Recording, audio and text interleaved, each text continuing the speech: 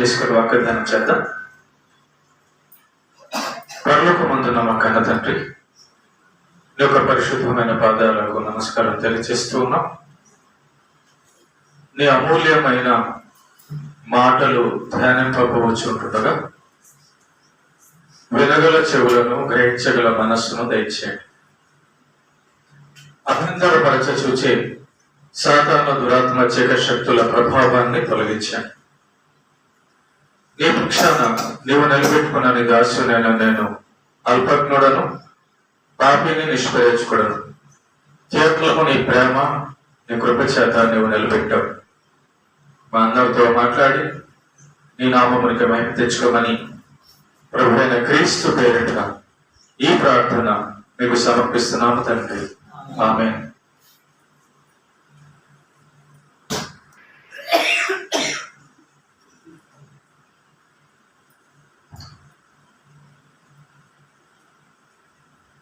పరిశుద్ధ గ్రంథముల నుంచి అపోస్తలుల కార్యముల గ్రంథము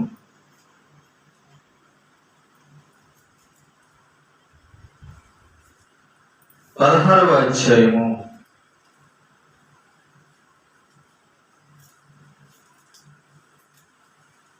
30వ వచనాన్ని చదువుకొని ధ్యానం చేద్దాం. అపోస్తలుల కార్యము 16వ అధ్యాయము 30వ వచనం చదవనమ్మా. తీసినారు. వారిని వెలుపలికి తీసుకొని వచ్చి, అయ్యలారా, రక్షణ పొందుటకు నేను ఏమి చేయవలెను అనెను. ఈ యొక్క మాట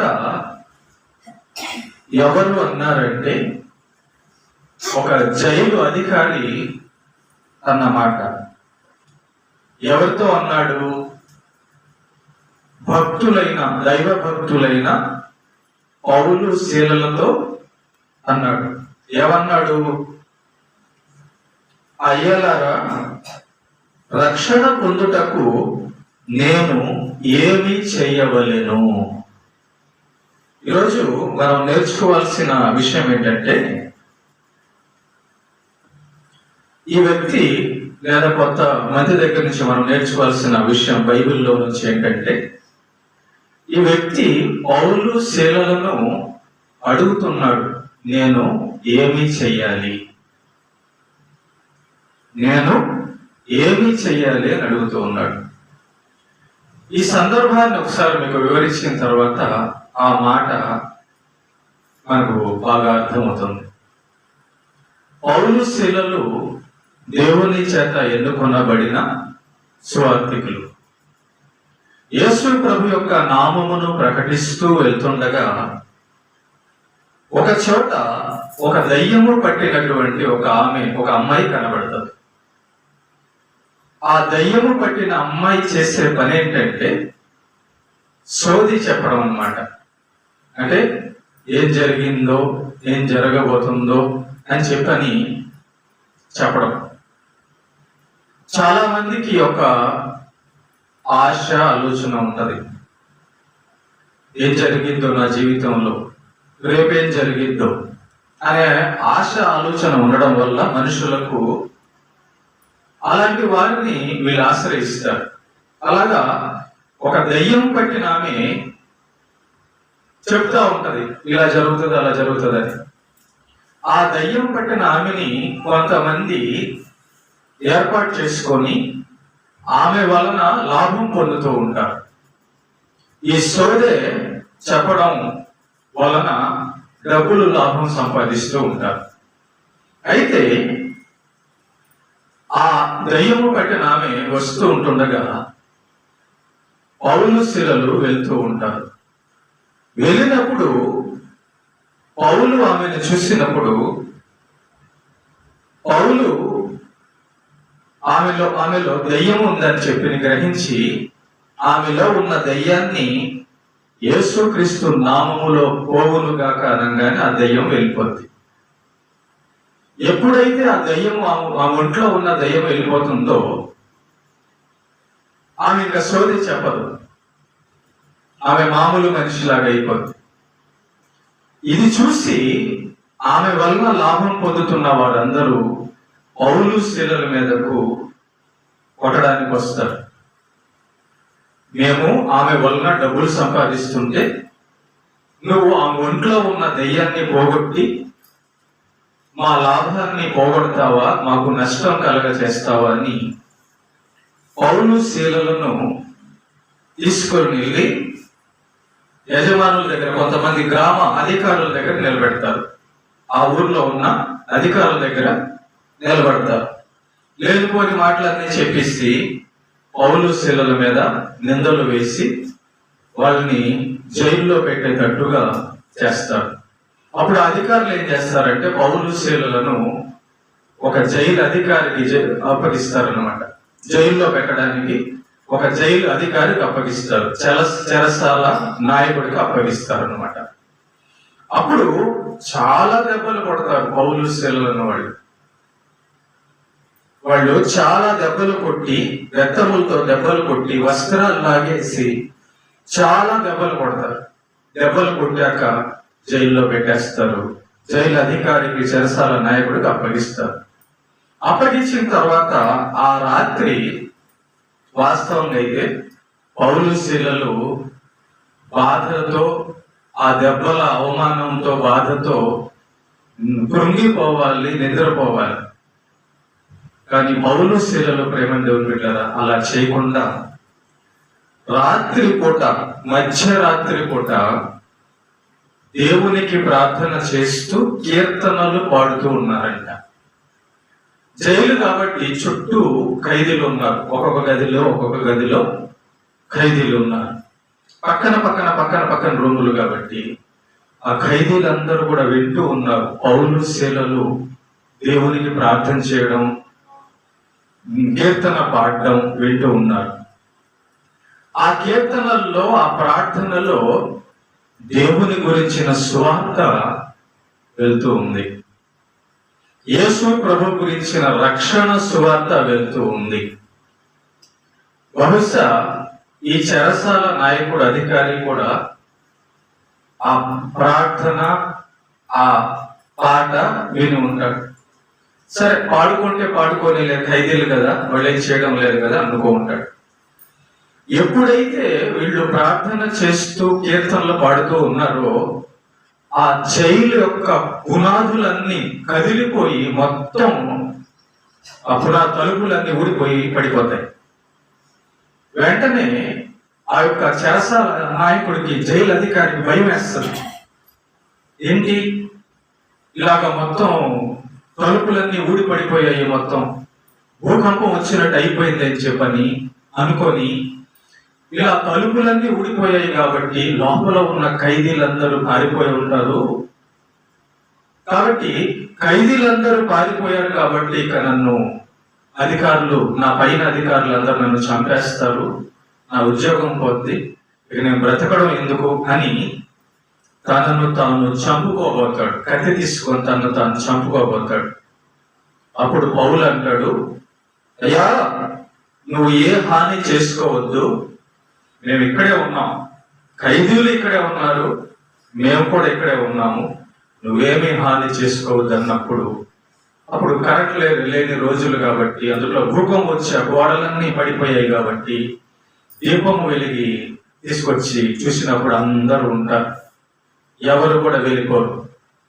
ఈ సన్నివేశం ఎందుకు జరిగిందంటే ఆ జైల్లోకి పౌలు శీలలు వెళ్తే గాని ఆ ఖైదీలు, ఆ చెరసాల నాయకుడు మారడు. మనం కొన్నిసార్లు అనుకుంటుంటాం, ఎందుకు నాకు ఈ కష్టం వచ్చింది, నాకు ఎందుకు ఈ సమస్య వచ్చింది, అసలు ఈ కష్టం రాకపోతే బాగుండు కదా, దేవుడు నన్ను ఈ చోటికి రానికపోతే బాగుండు కదా అనుకుంటాం. కానీ మన దేవుని యొక్క ప్రణాళిక వేరే ఉంటది.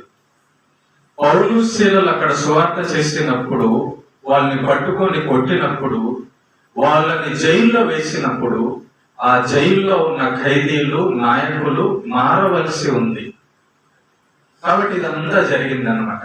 మీకు అది పరిచయం చేశాను. కానీ నేను చెప్పబోయే విషయం ఏంటంటే, ఆ జైల్లో ఉన్న చెరసాల నాయకుడు, ఆయన పోలీసు అధికారి,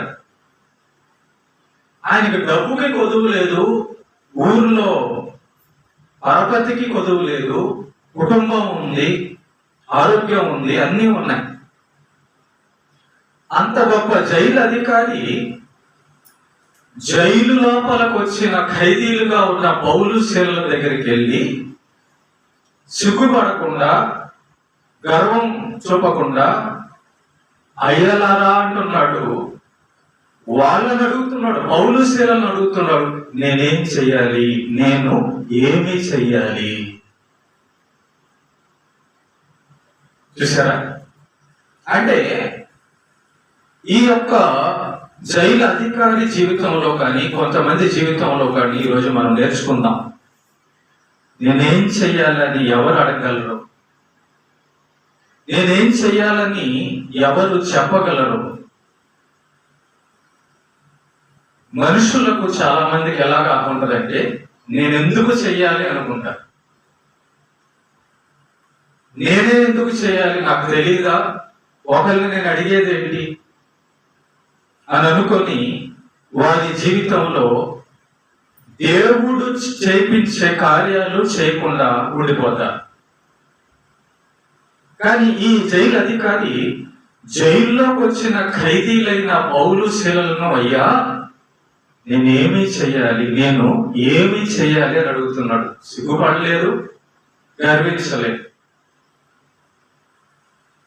ఈ మాట పౌలు శీలల దగ్గర ఈ జైలు అధికారి వాడాడు, నేనేమి చెయ్యాలి అని. అప్పుడు పౌలు గారు ఏమంటున్నారంటే 31వ వచనంలో, అందుకు వారు, ప్రభువైన యేసునందు విశ్వాసం ఉంచుము, అప్పుడు నీవును నీ ఇంటి వారును రక్షణ పొందుదురని చెప్పి అతనికి అతని ఇంటున్న వారికి అందరికీ దేవుని వాక్యము బోధించింది. 33 రాత్రి ఆ గడియలోనే అతడు వారిని తీసుకొని వచ్చి వారి గాయములు కడియను. వెంటనే అతడు అతని ఇంటి వారందరూ బాప్తిస్మము పొందిరి.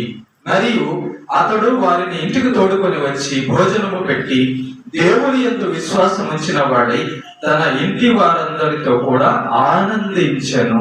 చూడండి, అంతకు ముందున్న ఉద్యోగం, జైలు అధికారి ఉద్యోగం ఇతనికి ఆనందం ఇవ్వలేదా?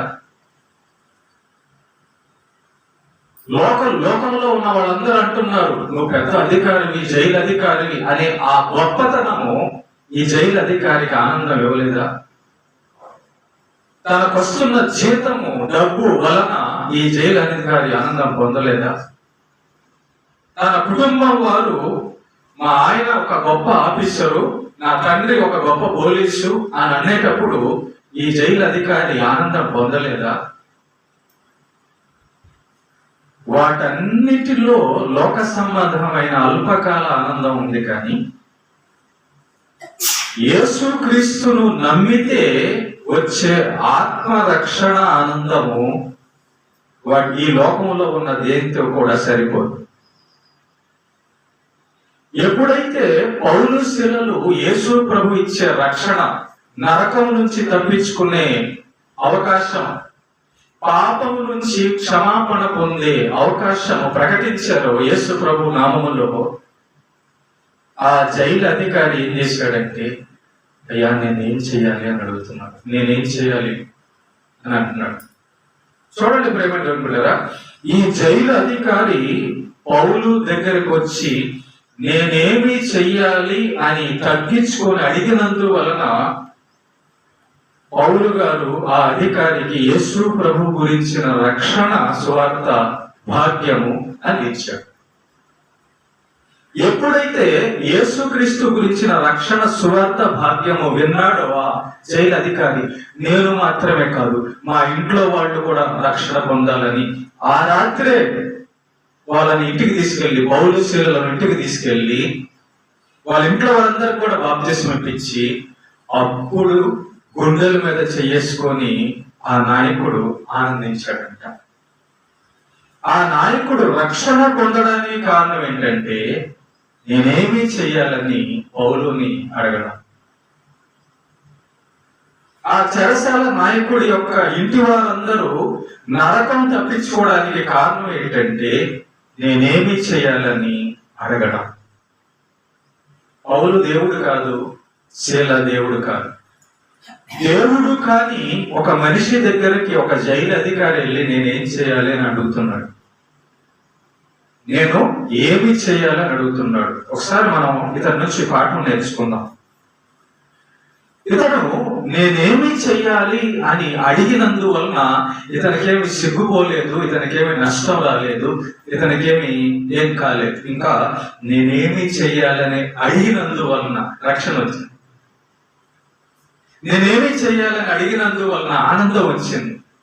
నేనేమి చెయ్యాలని అడిగినందువలన ఇంటి వాళ్ళందరూ కూడా పరలోకానికి వెళ్ళే భాగ్యాన్ని పొందుకున్నారు. ఒకవేళ మన జీవితంలో ఈ అధికారి లాంటి మనసు ఉందో లేదో పరిశీలించుకున్నాం. నేనేం చేయాలి, నేను ఎలా చేయాలి, తప్పే కాదు. చాలా మంది నేను వింటాను, నేను చేస్తాను, నేను నేర్చుకుంటాను అని అడగరు, అడగడానికి ఇష్టపడరు. అక్కడే మన జీవితం దెబ్బతింటది. అక్కడే మన జీవితం దేవుడితో కలవదు. దేవుడు ఎవరిని రక్షించాలనుకున్నాడు? జైలు అధికారి అయినా నేనేం చెయ్యాలి అని అడిగే మనస్సు ఉన్నటువంటి ఆ జైలు అధికారి దగ్గరికి పౌలు తీసుకెళ్ళాడు. దెబ్బలు కొట్టించి మరి పౌలు తీసుకెళ్ళాడు జైలు దగ్గరికి. చూసారా దేవుడు ఎలాగా మనిషిని గమనిస్తున్నాడు, ఎలా మనిషిని ఎలాంటి మనస్సు గల మనిషిని రక్షించాలనుకుంటున్నాడు. ఆ జైలు అధికారి మనస్సు దేవుడికి అర్థమైంది. అతను జైలు అధికారే గాని చిన్న పిల్లోడులాగా తగ్గింపు కలిగిన మనిషి, గర్వం లేదు. నేర్చుకోవాలన్నా నేను ఎందుకు నేర్చుకోవాలి, అడగాలన్నా నేను ఎందుకు అడగాలి, ఇవేమి లేవు. ఒక చిన్న పిల్లోడిలాగా వెళ్ళి అయ్యా నేనేం చేయాలి అంటున్నాడు. నేనేమి చెయ్యాలి అని అడిగి తెలుసుకోవడంలో వలన నేనేమి చెయ్యాలని అడిగి చేయడంలో ఇష్టం ఏమి లేదు. ఎవరిని అడిగాడు? దైవజనుని అడిగాడు. ఏమడిగాడు? దేవుని గురించి రక్షణ అడిగాడు. కాబట్టి దేవుని కార్యాలు మనము చేసేవారిగా ఉండడం పరలోకానికి అర్హత. మన జీవితంలో దేవుడు అడుగుతాడు, రేపు ఏమడుగుతాడు? నేను చెప్పిన మాట చేసావా లేదా అని అడుగుతాడు. మనకి ఎంత డబ్బు ఉందో, ఎంత అందం ఉందో, ఎంత ఉద్యోగం ఉందో, ఎంత చదువు ఉందో ఇవి అడగడు దేవుడు. నేను ఇచ్చిన మాట, వాక్యం ఏం చేసావు అంటాడు. దేవుడు అడిగేది చేయడం. ప్రభు నేను భలే పాటలు నేర్చుకున్నాను, నువ్వు ఎలా పాడావు అని అడగడం లేదమ్మా. ప్రభు నేను భలే వాక్యం గంటద బట్టి చెప్పేసాను అధ్యాయాలు, అది కాదమ్మా. ప్రభు నేను గంటల గంటలు ప్రార్థన చేస్తా, అది కాదమ్మా. చేసావా అంటాడు. చేసావా? అబద్ధం మానమన్నాను కదా, అది చేసావా అంటాడు. ప్రార్థన నేర్చుకోమన్నాను కదా, తగ్గింపు నేర్చుకోమన్నాను కదా, వినయం నేర్చుకోమన్నాను కదా, సంఘంలో ఎలా ఉండాలో, దైవజనుడి దగ్గర ఎలా ఉండాలో, సంఘస్థులతో ఎలా ఉండాలో, సంఘంలో మందిరంలో ఎలా ఉండాలో చేసావా అంటాడు. ఈ చెరసాల నాయకుడు పౌలు గారి దగ్గరికి వచ్చి నేనేం చేయాలి అని అడిగాడు. అంటే నేను ఏం చేయాలని అడిగినందువలన పౌలు గారు అతడు ఏం చేయాలో చెప్పాడు. పౌలు గారు ఏం చేయాలో చెప్పినందువలన, అతడు చేసినందువలన ఆ ఇంటికి అతనికి మొత్తానికి రక్షణ వచ్చేసింది. ఒకటి, ఈ చెరసాల నాయకుడి జీవితంలో మనం ఏం నేర్చుకోవాలంటే అడిగి, దేవుని కార్యాలు అడిగి, దైవజనులను అడిగి చేయడం నేర్చుకోవాలి. అందరిని అడగల, అందరిని అడగలేదు. జైలు అధికారి పక్కన ఖైదీలు, వేరే ఖైదీలు ఉన్నారు, వాళ్ళ దగ్గరికి వెళ్ళా.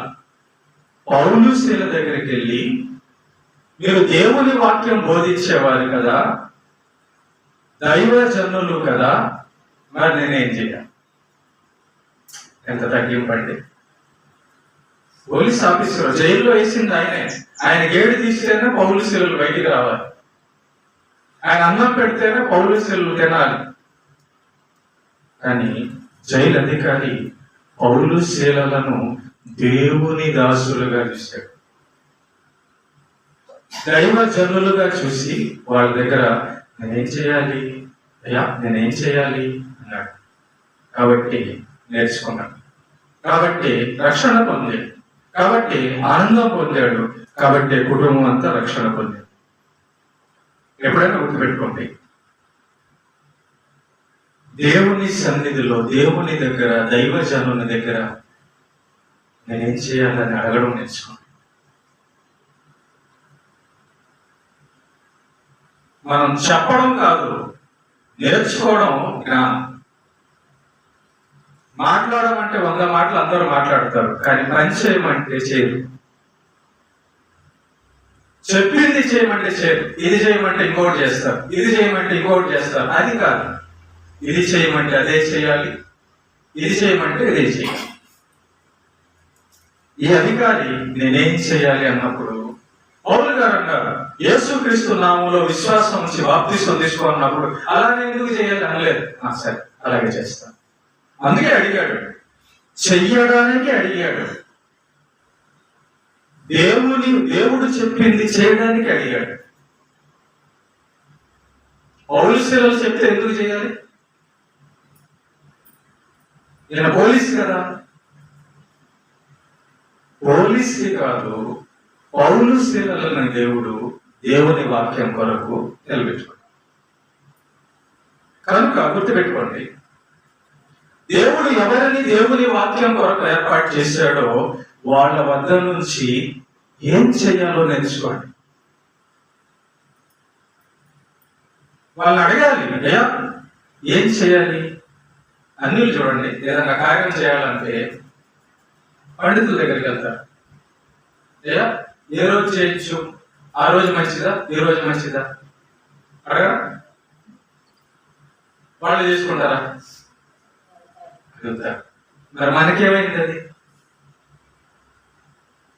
కాబట్టి నిజమైన దేవుడు అయిన యేసు ప్రభుని కలిగిన మనం ప్రేమ దేవుడు సంఘమా, దైవజనుని దగ్గర ఏమి చెయ్యాలి అని అడిగి చేయడం ఆశీర్వాదం. చెరసాల నాయకుడి జీవితంలో చూపించారు. ఇంకొంతమందిని కూడా చూద్దాం. ఇంకొంతమందిని చూస్తే చూడండి ఒకసారి, లూకాసు వార్త 3వ అధ్యాయానికి వచ్చేసాను. లూకాసు వార్త 3వ అధ్యాయం. లూకాసు వార్త 3వ అధ్యాయము 2 నుంచి చదవమా. కయపయు ప్రధాన యాజకులుగా ఉన్న కాలమున అరణ్యములో ఉన్న జకర్యా కుమారుడైన యోహాను వద్దకు దేవుని వాక్యము వచ్చెను. బాప్తిసం ఇచ్చే యోహాను గురించి మనకు తెలుసు కదా. ఈ బాప్తిసం ఇచ్చే యోహాన్ని దేవుడు సువార్త కొరకు, దేవుని వాక్యము బోధించడానికి, బాప్తిసం ఇవ్వడానికి ఎన్నుకున్నాడు, నిలబెట్టాడు. దేవుడు నిలబెట్టాడు. కనుక బాప్తిసం ఇచ్చే యోహాను దగ్గరికి దేవుని మాట వెళ్ళింది, దేవుని మాట వచ్చింది, దేవుని వాక్యం వచ్చింది. మరి దేవుని వాక్యము పొందుకున్న బాప్తిసం ఇచ్చే యోహాను ఏమంటున్నాడు? 3వ వచనంలో, అతడు వచ్చి పాప క్షమాపణ నిమిత్తము మారు మనసు విషయమైన బాప్తిసము పొందవలెనని యోర్దాను నది ప్రదేశమంతటా ప్రకటించుచుండెను. చూసారా, ఎప్పుడైతే దేవుడు బాప్తిసం ఇచ్చి యోహానుకి వాక్యం ఇచ్చి, నువ్వు వెళ్ళి నువ్వు పాప క్షమాపణ పొందాలి, ప్రతి మనిషి కూడా నరకానికి వెళ్లకుండా ఉండాలంటే పాప క్షమాపణ పొంది బాప్తిసం తీసుకోవాలి, దేవుణ్ణి విశ్వసించాలి అని చెప్పని నువ్వు వెళ్ళి ప్రకటించు అన్నప్పుడు బాప్తిసం ఇచ్చి యోహాను వచ్చి ప్రకటిస్తూ ఉన్నాడు. ఆ మాట ప్రకటించినప్పుడు చాలా మంది విన్నారు. విని వాళ్ళు ఏమంటున్నారో చూద్దాం. వాళ్ళు అంటున్న మాట ఏంటో చూద్దాం. చూడండి ఒకసారి 10వ వచనం, 3వ అధ్యాయంలోనే 10వ వచనం. అందుకు జనులు, నెంబర్ 1 జనులు, అలాగైతే మేము ఏమి చేయవల్లని అతన్ని అడిగి. జనాలందరూ వచ్చారట బాప్తిస్మ యోహాను దగ్గరికి. మరి జనాల్లో బలవంతులు, అందగాళ్ళు, డబ్బున్నోళ్ళు, డబ్బు లేనోళ్ళు, పేదోళ్ళు, ఉద్యోగం, అందరూ రకరకాలు ఉంటారు. వాళ్ళు బాప్తిస్మ యోహాను దగ్గరికి వచ్చి, బాప్తిస్మ యోహాను ఎలా ఉంటాడో తెలుసా? ఒంటే తోలు కట్టుకొని అడవి మిడతలు తింటా చూడడానికి పిచ్చోడ్లాగా ఉంటాడు. అడవిలో తిరిగేవాడు ఎట్లా ఉంటాడు? అతని దగ్గరకు వచ్చి జనులు అంటున్నారు, అయ్యా మేము ఏమి చేయాలి? బాప్తిస్మ యోహాను ప్రకటిస్తున్నాడు, ఇదిగో మనుషులందరి మీదకి ఉగ్రత రాబోతుంది, మనుషులందరూ కూడా పాపము చేసి నరకానికి వెళ్లే పరిస్థితి వచ్చింది. కాబట్టి ప్రతి మనిషి పాపం చేస్తున్నాడు. కాబట్టి ప్రతి మనిషి వాని పాపముల నుంచి రక్షణ పొందాలి.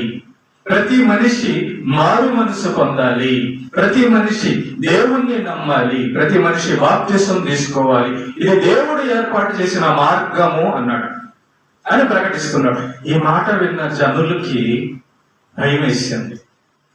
ఈ మాట విన్న జనాలకి అమ్మో నిజమే కదా, తమ మనసుల్లో తమ జీవితాలు చూసుకున్న మనుషులకు నిజమే కదా, మనం అబద్ధాలు ఆడుతున్నాం, బూతులు మాట్లాడుతున్నాం, పాపం చేస్తున్నాం, తాగుతున్నాం, అది చేస్తున్నాం, ఇది చేస్తున్నాం, దొంగత, రకరకాల పాపాలన్నీ చేస్తున్నాం.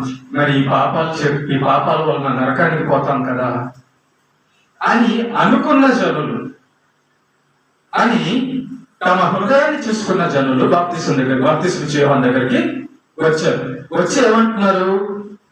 మేము ఏమి చేయవాలని అంటున్నారు. అవునా, బాప్తిస్మ యోహాను గారు దేవుని యొక్క ఉగ్రత మనుషుల మీద, పాపులైన మనుషుల మీద రాబోతుందా? అయితే మేమేం చేయాలి? ఇప్పుడు వాళ్ళు నమ్మి, వాళ్ళు విని, బాప్తిస్మ యోహాను ఎవరు? ఒక మనిషి. బాప్తిస్మ యోహాను ఎవరు? ఒక దైవజనుడే. బాప్తిస్మ యోహాను ఎవరు? ఒక ప్రవక్త. ఆయన దగ్గరికి వచ్చి తగ్గించుకొని, అవునా దేవుడు యొక్క వాక్యం ఇలా సెలవిస్తుందా? అయితే మేమేం చేయాలి అని తగ్గించుకొని అడుగుతున్నాం. అప్పుడు వాళ్ళు బాప్తిస్మ యోహాను దగ్గరికి వచ్చి అడిగినందుకు, మేమేం చేయాలని అడిగినందుకు బాప్తిస్మ యోహాను చెప్తున్నాడు 11వ వచనం,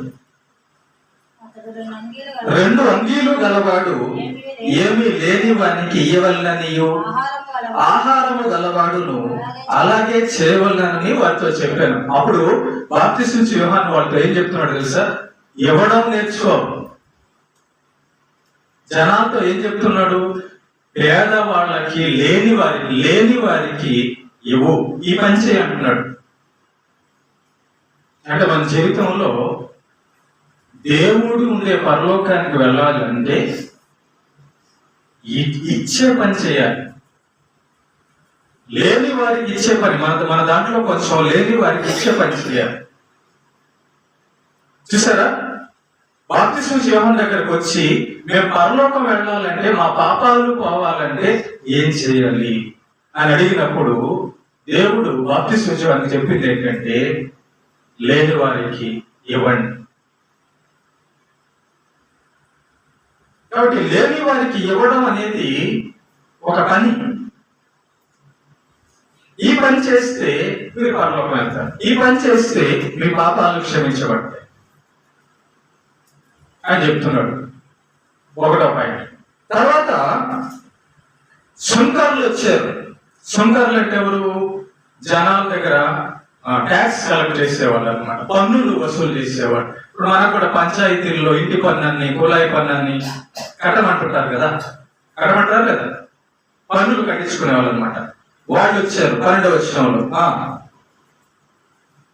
12వ వచనం చదువు. సుంకరులను బాప్తిస్మము పొందవచ్చి బోధకుడా మేమేమి చేయవలనని అడుగుగా. చూసారా? వాళ్ళు ప్రభుత్వ పనివారు, సుంకరులు. వాళ్ళు ఏమన్నా గర్వించారా? ఆ ముందున్న జనాలు ఏమన్నా గర్వించారా? ఆ ముందున్న జనాలు ఆయన దగ్గరికి ఏదైనా మేము వెళ్ళి అడిగేది అని ఏమన్నా అనుకున్నారా? అనుకోవాలా. వాళ్ళు ఏమన్నా ఆలోచించారంటే మేము పాపులమే కదా, ఆయన చెప్తున్నది మంచి మాటే కదా, చేస్తే నష్టం ఏంటి, లాభం కానీ అనుకున్నారు. ఈ సుంకరులు కూడా బాప్తిస్మ యోహాను దగ్గరికి వచ్చి అయ్యా మేమేం చేయాలి, మేము ఏం చేయాలి అంటున్నారు. అప్పుడు బాప్తిస్మ యోహాను ఏమంటున్నాడు వాళ్ళతో? 13 అతడు మీకు నిర్ణయింపబడిన దానికంటే ఎక్కువ తీసుకొద్దు అన్నట్టు. చూడండి, 3 రకాల మనుషులు అక్కడ మనకు కనబడుతున్నారు. 3 విషయాలు బాప్తిస్మ యోహాను చెప్తున్నాడు. మొట్టమొదట జనులకేమో ఇవ్వండి అన్నాడు, లేని వారికి ఇవ్వండి అన్నాడు. సుంకరులతో ఏమంటున్నాడు? ఎక్కువ తీసుకోవద్దు, అంటే లంచాలు తీసుకోవద్దు. మీకు పన్ను ఎంత ఉందో అంతే తీసుకోండి. 2 రూపాయలు పన్ను ఉందా, 2 రూపాయలు తీసుకోండి. 4 రూపాయలు పన్ను అని చెప్పి అబద్ధం చెప్పి పన్ను ఎక్కువ తీసుకోవద్దు అంటున్నాడు. ప్రేమ దేవుడు గారు గుర్తుపెట్టుకోండి, దేవుడు మనకిచ్చిన దాంట్లోంచి దాన్నే మనం కోరుకోవాలి కానీ ఎక్కువ కోరుకోకూడదు. ఏం చేసుకుంటావు? ఎక్కువ ఉంటుంది. రామారావుకి ఎక్కువ డబ్బు ఉంది, చచ్చిపోయాడు, ఉపయోగం ఉంది. రాజీవ్ గాంధీకి ఎక్కువ డబ్బు ఉంది, చచ్చిపోయాడు, ఉపయోగం ఉంది. జయలలిత కోటాను కోట్లు సంపాదించింది, చచ్చిపోయింది, ఎక్కువ డబ్బు ఉంది, ఉపయోగం ఉంది. కాబట్టి ఎక్కువ ఒక మనిషికి అవసరం లేదు, ఎక్కువ ఒక్కడికి అవసరం లేదు. ఈ లోకంలో, ప్రపంచంలో నేనే అందరికంటే ధనవంతుడను అనిపించుకోవడం వల్ల ఉపయోగం ఉంది? దాన్ని తీసుకొని పోరు. కాబట్టి మనకు కావలసిన దానికంటే ఎక్కువ కోరుకోవడం కూడా తప్పే. కాబట్టి ఎక్కువ తీసుకోవద్దు, ప్రజల దగ్గర ఎక్కువ తీసుకోవద్దు అని సుంకర్లతో చెప్పాడు. సరే అట్లది చేస్తాం అన్నారు సుంకర్. ఇక 3వ బ్యాచ్ వస్తుంది, 14 వచనం. 14 సైనికులను మేము ఏమీ చేయవలని. అతను సైనికులు అంటే ఎవరు? పోలీసులు. పోలీసులు వచ్చి బాప్తిస్మ యోహాను దగ్గర అయ్యా మేమేం చేయాలి? చూసారా, జనాలు వచ్చి బాప్తిస్మ యోహాను దగ్గర మేమేం చేయాలని అడుగుతున్నారు. సుంకరులు వచ్చి బాప్తిస్మ యోహాను దగ్గర మేమేం చేయాలని అడుగుతున్నారు. పోలీసులు కూడా వచ్చి బాప్తిస్మ యోహాను దగ్గర అయ్యా మరి మేమేం చేయాలి, మేము ఏం చేయాలి? మీరు పోలీసులు కదా, బాప్తిస్మ యోహాను ఆయన పిచ్చి పిచ్చోడుగా ఉంటాడు, చూస్తే డబ్బు ఉండదు, ఏముండదు, ఎవరు అంత విలువ ఎవరు, ఆయన దగ్గర వెళ్ళి మీరు ఏంటి అడుగుతున్నారు అని అంటారని అనుకున్నారా? అనుకోలే. జనాలు ఎవరు అనుకోలే, శంకర్లు ఎవరు అలా అనుకోవాలా. మేమేం చేయాలి అని అడుగుతున్నారు.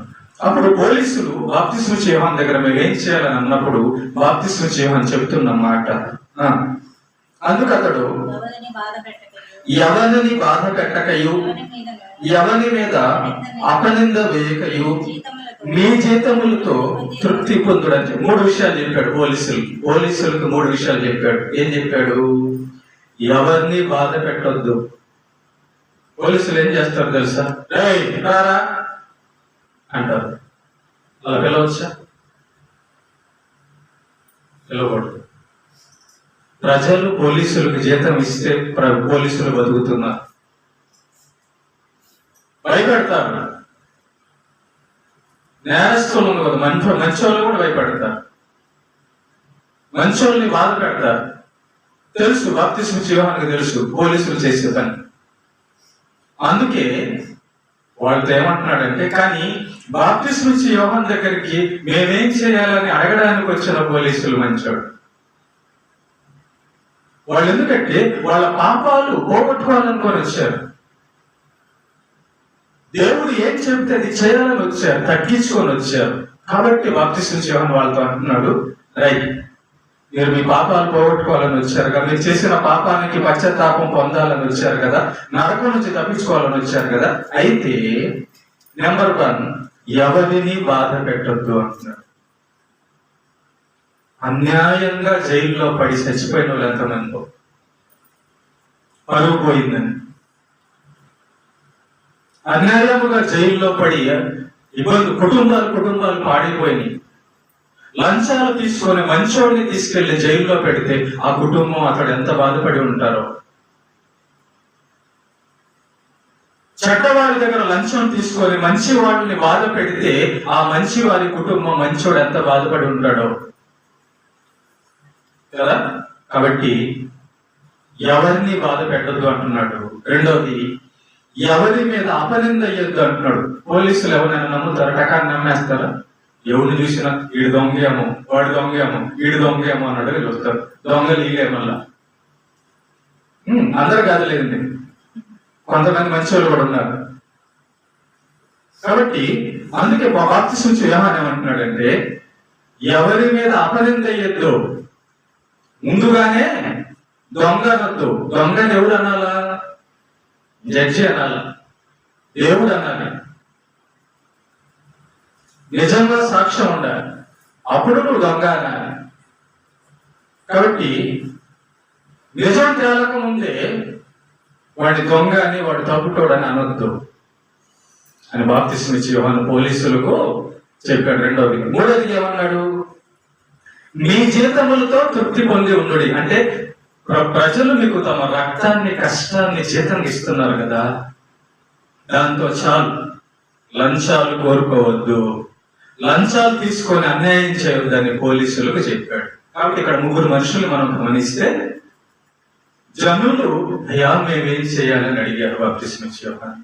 సుంకరులు అయ్యా మేమేం చేయాలని అడిగారు. పోలీసులు అయ్యా మేమేం చేయాలని అడిగారు. అడిగినప్పుడు బాప్తిస్మం ఇచ్చి యోహాను ఏం చెప్పాడంటే, మీరు బాప్తిస్మం తీసుకోండి, మీరు దేవుణ్ణి నమ్మండి, మీరు దేవుడు చెప్పినట్టు బతకండి నీతిగా, అప్పుడు మీ పాపాలన్నీ పోతాయి అన్నప్పుడు వాళ్ళందరూ చేశారు.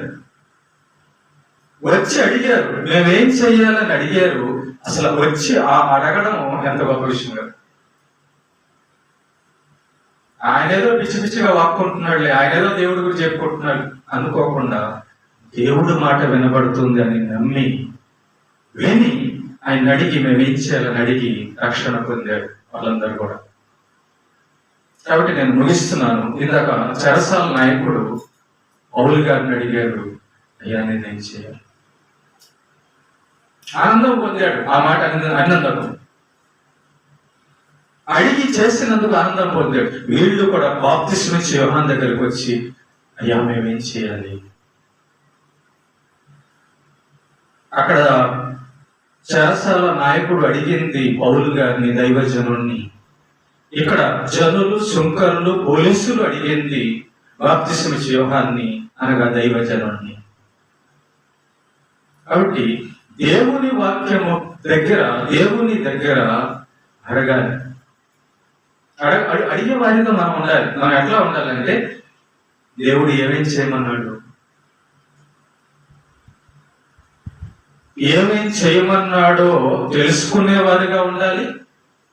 ఏమేం చేయమన్నాడో చేసేవారిగా ఉంటే అప్పుడు మనం దేవుడు చెప్పినది చేసిన వారిగా అయినప్పుడు మనకి పరలోకం వస్తుంది.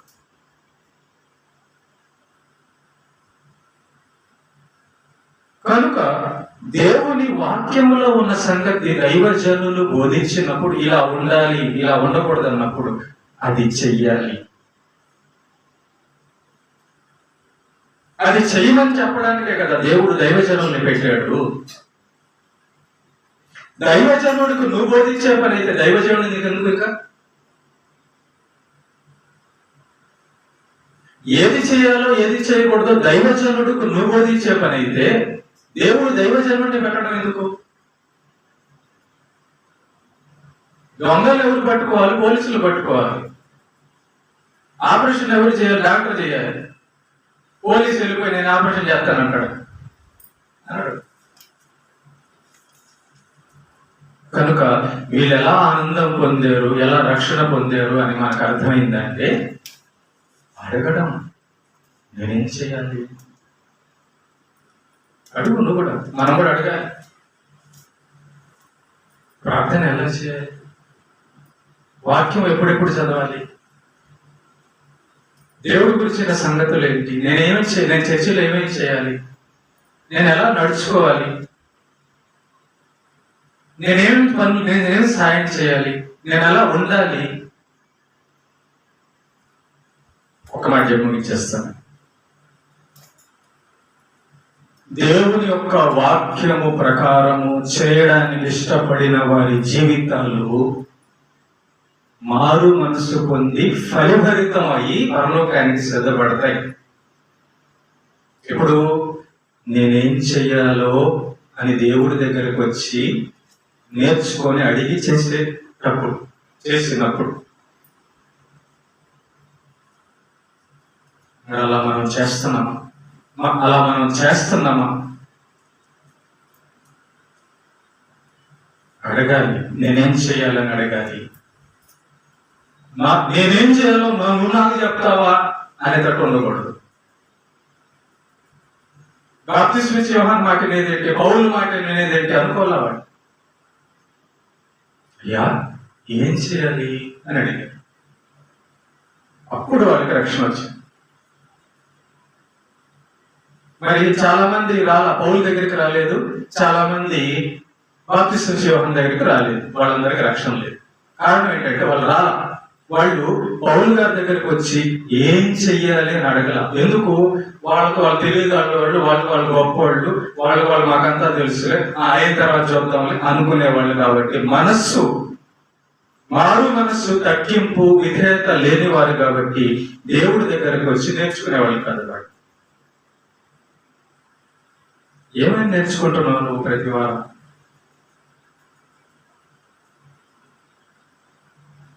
దేవుని సన్నిధిలో 2025 సంవత్సరం అంతా ఏం నేర్చుకున్నావు? ఏం చేసావు? వాళ్ళు అంటున్నారు ఏం చెయ్యాలి అని అడిగారు. చేశారు. బాప్తిసం తీసుకోండి అన్నాడు, తీసుకున్నారు. ఇలా ఉండండి అన్నాడు, ఉన్నారు.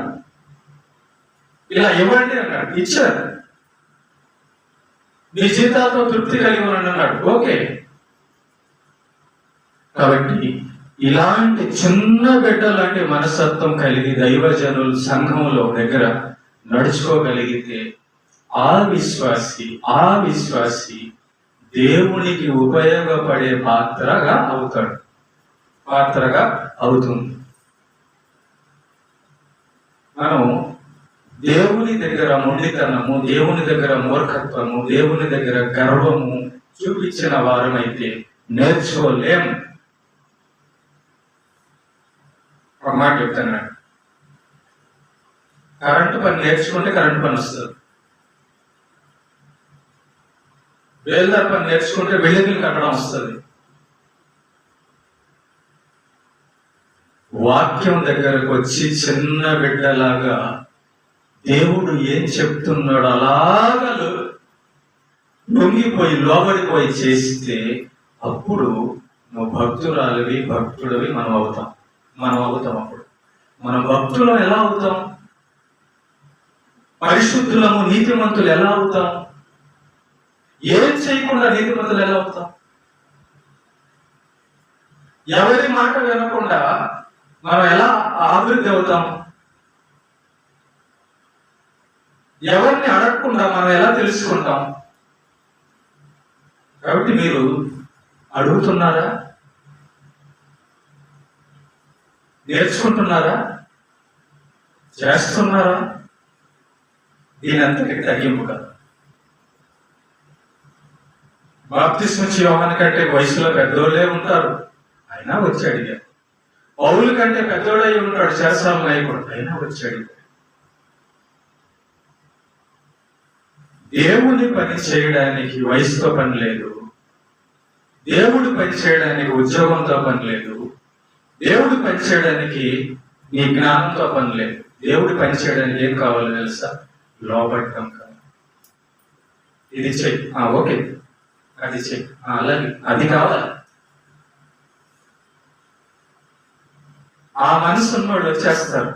ఆ మనసున్నోళ్ళు ఎదిరించరు, ఆ మనసున్నోళ్ళు నేర్చుకుంటారు, ఆ మనసున్నోళ్ళు వెలుగుతుంటారు, ఆ మనసున్నోళ్ళు సువార్థికులుగా వాడబడతారు. అలాంటి మనసున్న వాళ్ళ దగ్గరికి దేవుడే పంపిస్తాడు. పౌలుని చెరసాలకు పంపించినాడు, బాప్తిస్మిచ్చి యోహాన్ని యోర్దాను దగ్గరికి పంపించినాడు, దేవుడే పంపిస్తాడు. కాబట్టి ఈరోజు మనం ఏం నేర్చుకున్నామంటే, అయ్యా నేను ఏం చేయాలి, దీంట్లో సిగ్గుపోయేది ఏం లేదు, దీంట్లో నష్టం వచ్చేది ఏం లేదు. దేవుడు సంఘానికి కొన్ని నియమాలు పెట్టాడు. దేవుడు వాక్యములో కొన్ని ఆజ్ఞలు ఇచ్చాడు. ఆ నియమాలు, ఆ ఆజ్ఞలు దైవజనులు చెబుతారు, ఇలా చేయాలి, ఇలా చేయకూడదని వాక్యంలో నుంచి. అది చేయడం సంఘం బాధ్యత. అది చెప్పడం, చేయడం దైవజనుడి బాధ్యత. ఒక అడిగారు, నేర్చుకున్నారు, చేశారు, పరదేశికి వెళ్ళిపోయారు. వాళ్ళ జీవితాలు అందుకే మన ముందు పెట్టాడు దేవుడు. చూసారా, ఆ జైలు అధికారి ఎలాగ అడిగాడు వచ్చి పౌలు గారిని. ఆ జైలు అధికారి ఎలాగ తగ్గించుకొని పౌలు గారి దగ్గర అయ్యా నేను ఏం చేయాలని అడిగాడు. అంత పెద్ద అధికారి అడిగితే నువ్వెంత అని అడుగుతాడు అన్నాడు. పోలీసులే బాప్తిస్మిచ్చి యోహాను దగ్గరకు వచ్చి నేను ఏం చేయాలని అడిగినప్పుడు నీకేమీ అక్కడ. కనుక బైబిల్లో ప్రేమ దేవుని బిడ్డలారా, ఈ గ్రంథంలో దేవుడు దైవజనులతో పాటు విశ్వాసులు, సంఘం అంతా కూడా ఏం చెయ్యాలో రాయబడి ఉంది. దీంట్లో ఉన్నది అడిగి తెలుసుకొని చెయ్యాలి. అప్పుడే మనము ఫలిస్తాం. మనం చేస్తున్నాము అంటే ఫలిస్తున్నట్టు అర్థం. ఏమీ చేయలేదని కొత్త ప్రార్థన చేస్తూ వస్తా పోతా ఉన్నాం అనుకో, ఫలాన్ని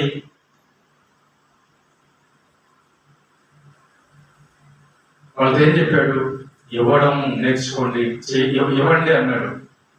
వాళ్ళతో ఏం చెప్పాడు, ఎవరిని బాధ పెట్టద్దు అన్నాడు. వాళ్ళతో ఏం చెప్పాడు, లంచం తీసుకోవద్దు అన్నాడు. వాళ్ళతో ఏం చెప్పాడు, పౌలు బాప్తిసం తీసుకోండి అన్నాడు. వాళ్ళతో ఏం చెప్పాడు, దేవుని నమ్మండి అన్నాడు. వాళ్ళతో ఏం చెప్పాడు, లోబడి ఉండండి అన్నాడు. ఇవన్నీ నేర్చుకునే మనసు ఎవరికి ఉంటుందో వాళ్ళు దేవుల్లో అవుతారు.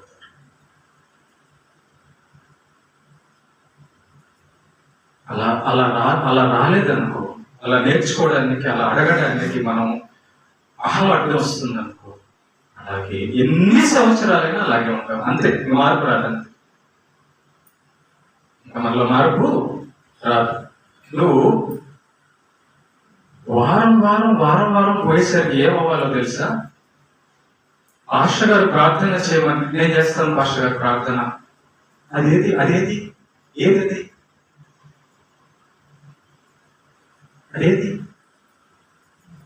పాస్టర్ గారు పాట పాడమన్నప్పుడు పాస్టర్ గారు నేను పాడతాను, అదేది?